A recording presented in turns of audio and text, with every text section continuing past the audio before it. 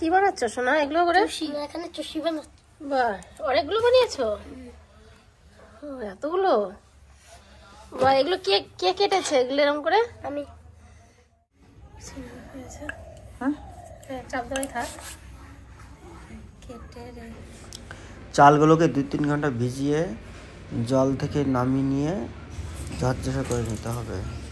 তারপরে মিক্সারে মিক্সিং করতে হবে, ভালো করে পাউডার বানাতে হবে।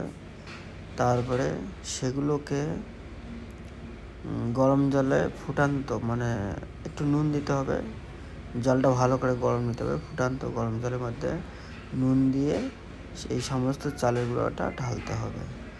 তো দেখতে থাকুন, যারা নতুন আছেন অবশ্যই চ্যানেলটিকে সাবস্ক্রাইব করবেন এবং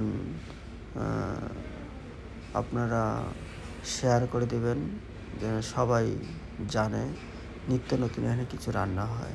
তো ঠিক এভাবেই দেবেন। জলটা ফুটে গিয়েছে, লবণ দেওয়া হয়ে গিয়েছে, এবার সমস্ত চালের গুঁড়োগুলো দিয়ে দেওয়া হয়েছে। এটাকে এবার ভালো করে নাড়তে হবে। যত নাড়া হবে জিনিসটা তত ভালো হবে। আর যেহেতু গরম জল, হালকা জাল আছে, এতে সিদ্ধ হয়ে যাবে আর এটা খুব সুন্দর আটা আটা হয়ে যাবে। আর এটাকে চষি বানানোর খুব সহজ পদ্ধতি। দেখুন, একটু নাড়লে হয়ে গেল। এবার এটাকে একটু শুকিয়ে তারপরে কিভাবে চষি বানাচ্ছে দেখুন। এটা সবাই বানাতে হবে, বাচ্চা বড় ছোট সবাই বানাতে পারবে। দেখুন বাচ্চারা কত সুন্দর বানাচ্ছে। কি বানাচ্ছ সোনা এগুলো করে? এখানে চুষি বানাচ্ছি। বাহ, অনেকগুলো বানিয়েছো। এতগুলো?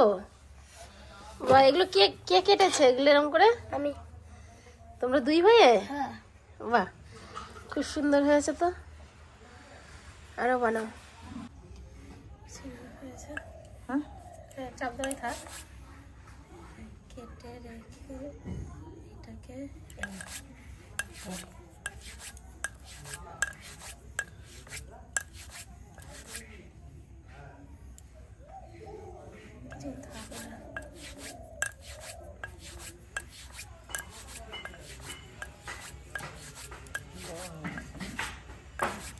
মোটা করেছি।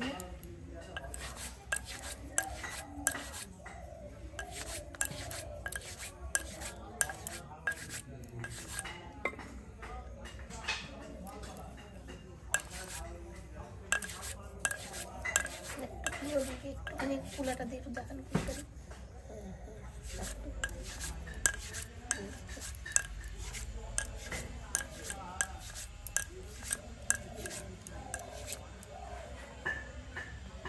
চাপ দিয়ে দেন, এটাকে এই জায়গায় চাপ দিয়ে দেন, লালটা জায়গায়।